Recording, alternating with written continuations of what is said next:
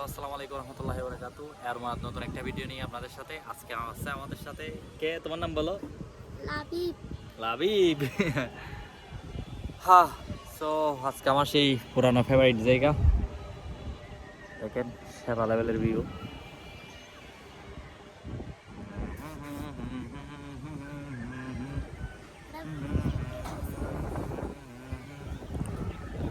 হো, সো অবশেষে আজকে যা বলতে চাইছি আর কি, আমাদের বুঝছেন বাংলাদেশের মানে মানুষের একটা পদ অভ্যাস কখনো যাবে না, যেটা বুঝছেন তারা সব জায়গায় গেলে দেখবেন না।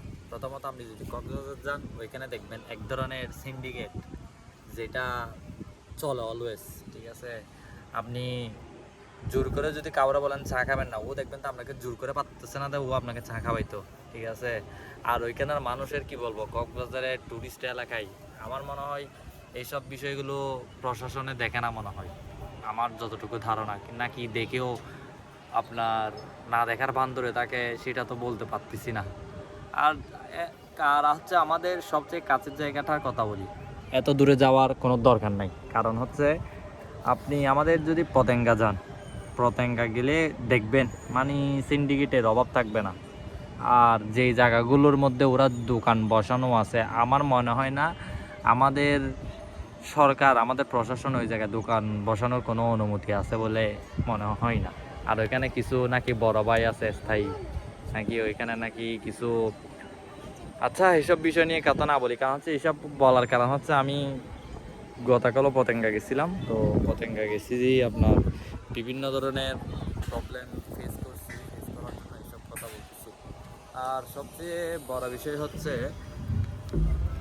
এইসব এগুলো কখনো যাবে না বাংলাদেশের মধ্যে, যতই সরকার পতন হোক না কেন।